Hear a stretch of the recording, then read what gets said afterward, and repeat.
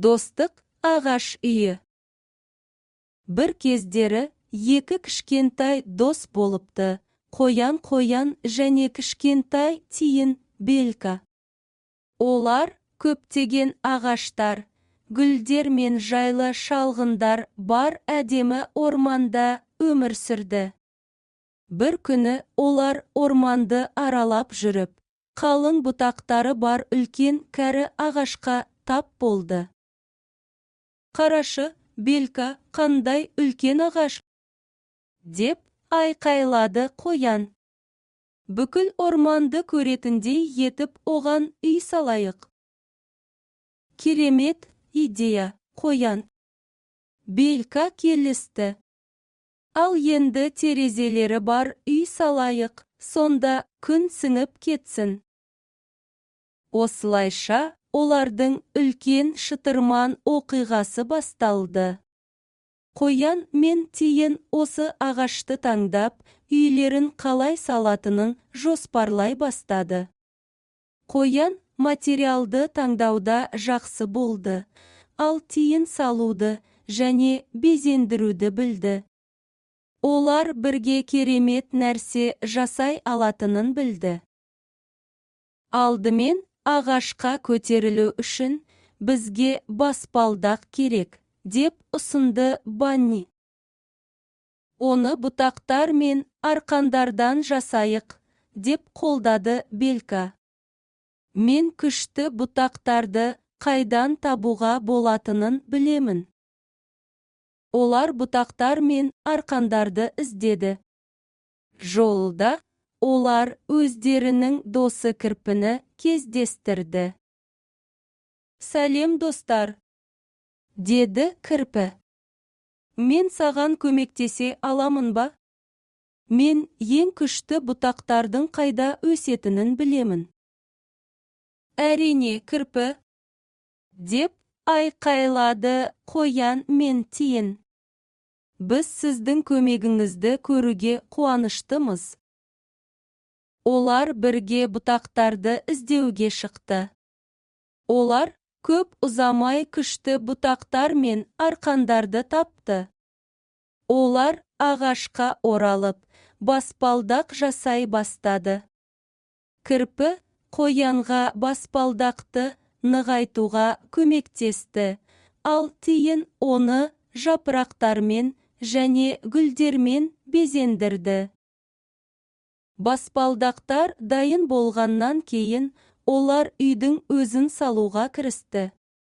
Қоян мен кірпі қабырғалар мен шатырды тұрғызды, ал тиін үйді ішінен безендірді. Ол жұмсақ мүк жинап, отыруға және ойнауға ыңғайлы жастықтар жасады. Күн үйге кіретіндей етіп, мөлдір жапырақтардан терезелер жасайық, деп ұсынды Белька. «Керемет идея!» Қоян келісті. «Оларды орнатуға көмектесемін». Сөйтіп, бір-біріне көмектесіп, ой бөлісіп, жұмысын жалғастырды. Кенет оларға Факси келді. «Сәлеметсіз бе?» деп айқайлады түлкі. «Құрылысың қандай тамаша? Мен көмектесе аламын ба? Мен сіздің үйіңізге жидектер мен жаңғақтар әкеле аламын». «Әрине, Факси». Қоян, тиін және кірпі бір ауыздан жауап берді. Түлкі жидек пен жаңғақ жинауға кетті, ал қоян, тиін және кірпі үй салуды жалғастырды. Кешке қарай оларға құстар қосылып, үйді безендіру үшін әдемі ұялар тоқуға шешім қабылдады. «Ертең біз үйімізді бітіріп, барлық достарымызды қоныс тойына шақырамыз», деді Белька төсекке жатып. Келесі күні жұмыс жалғасты. Достар тынымсыз еңбек етіп, түске қарай үйлері толық дайын болды. Бұл бүкіл ормандағы ең әдемі және жайлы болып шықты. Олар үйді гүлдермен, жидектермен, ұялармен безендірді. Түлкі үйдің кіреберісін безендіретін жидек пен жаңғақ әкелді. Көп ұзамай достар барлығын қоныс тойына шақыратын кез келді деп шешті. Қоян достарын шақыруға кетті, ал тиін мен кірпі тәттілерді дайындау үшін қалды. Түлкі үстелді безендіруге көмектесті. Барлық достар жиналғанда нағыз мереке басталды. Түлкі кірпі құстар, тіпті ай да келді. Түлкі бәліш әкелді, кірпі алма әкелді, ал құстар ең әдемі әндерін айтты. Тедди ай достарына демалу үшін үлкен жұмсақ жастық берді. Қоян мен тиіннің үйіне бәрі риза болды. Достар бірлесе жұмыс жасап, пікір алмасып, бір-біріне көмектессе, ең жақсы үй болатынын олар түсінді. Банни мен Белька барлығына өз үйлерін мақтанышпен көрсетті, оны қалай салғандарын және олардың әрқайсысы осы тамаша іске қалай үлес қосқанын айтып берді. Содан бері Банни мен Тиін әрқашан өздерінің керемет ағаш үйлерін бірге салып, бірге ойнады. Ал орман тұрғындары олардың туындыларына таңдануға және оны қалай салғаны туралы күлкілі әңгімелерді тыңдауға жиі келетін. Қоян мен Тиіннің ағаш үйді қалай салғаны туралы әңгіме бүкіл орманға тез тарады.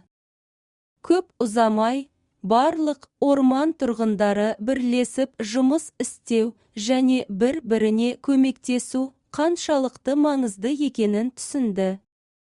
Олар сондай ақ өз үйлерін салып, достарымен жиналып, көңіл көтеруге болатын жайлы бұрыштар жасай бастады. Ағаш үй ормандағы достық пен ынтымақтастықтың нағыз символына айналды. Банни мен Белька достарына кездесуге жайлы орын ғана емес, сонымен қатар бір-біріне көмектесіп, ой бөлісудің қаншалықты маңызды екендігі туралы құнды білім бере алғандарына қуанышты болды. Бірнеше апта өтті. Бір күні таңертең олардың досы Бивер Қоян мен Тиіннің үйіне келді. «Сәлем, достар», деді Бивер.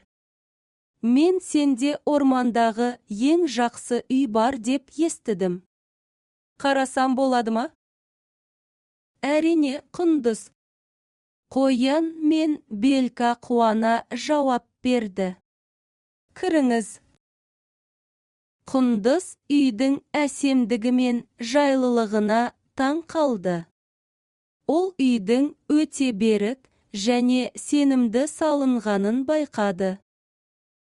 «Мен де осындай үй салғым келеді», деді Бивер. «Сен маған көмектесе аласың ба?» Қоян мен Тиін Биверге көмектесуге қуана келісті. Олар өзенге бірге барды.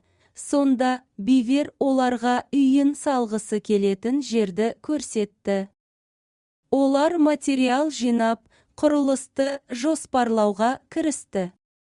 Қоян мен Тиін Бивермен өз білімдерімен және идеяларымен бөлісті, және көп ұзамай олардың жаңа үйінің жоспары дайын болды. Жұмыс қызу жүріп жатты.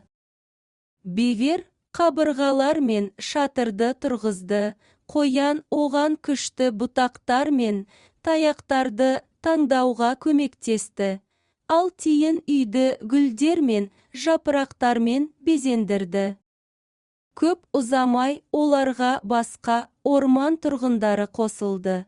Олар да көмектескісі келді. Құстар безендіру үшін әдемі ұялар тоқып, түлкі жидектер мен жаңғақтарды әкелді, ал кірпі қабырғаларды нығайтуға көмектесті. Үй дайын болған кезде, ол қоян мен тиіннің үйінен кем емес әдемі және жайлы болды. Құндыз өте қуанып, достарының көмегіне риза болды. «Рахмет, достар», деді Бивер. «Қазір менің жеке жайлы үйім бар. Онда мен демалуға және достарыммен кездесуге болады». Содан бері орманда жаңа дәстүр басталды. Біреу жаңа үй салғысы келген сайын, немесе маңызды іспен айналысқысы келген сайын достар жиналып, бір-біріне көмектесетін. Ойларын ортаға салып, бірігіп жұмыс жасап, бірін-бірі қолдады. Орман оның барлық тұрғындары үшін одан да мейірімді және жайлы орынға айналды. Ағаш үйлер достық пен ынтымақтастықтың символына айналды. Ал орман тұрғындары қоян мен тиіннің осы тамаша дәстүрді қалай бастағаны туралы әңгімені әрқашан есіне алды. Бұл оқиғаны біреу айтқан сайын, бәрі шынайы достық пен бір-біріне көмектесу олардың өмірін жақсырақ және бақытты ететінін біліп, жүздерінде күлімсіреп тыңдады.